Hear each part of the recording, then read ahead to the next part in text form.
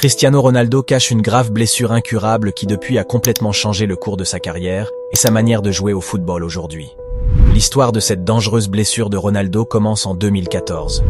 On est en 2014, en pleine saison de la Liga espagnole, juste quelques mois avant la Coupe du Monde au Brésil, et les médecins découvrent que Ronaldo souffre d'une blessure rare au genou, l'inflammation de la gaine synoviale.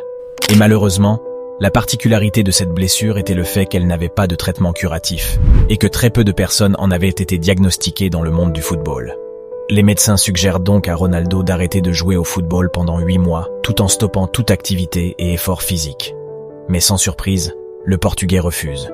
Surtout parce que la Coupe du Monde approchait à grands pas. Dévasté par la nouvelle, Ronaldo promet alors aux médecins de commencer à s'entraîner 6 heures par jour, en suivant des exercices spécifiques visant à complètement guérir la blessure.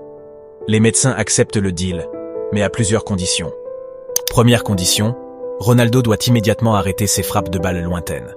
Deuxième condition, il doit mettre fin à ses dribbles percutants, spectaculaires et dévastatrices. Pour sauver sa carrière, Ronaldo à son tour accepte toutes les conditions posées par les médecins. Une décision qui va considérablement affecter son style de jeu. En 2013, le bilan de Ronaldo était de 46 buts, dont 18 ont été des frappes lointaines.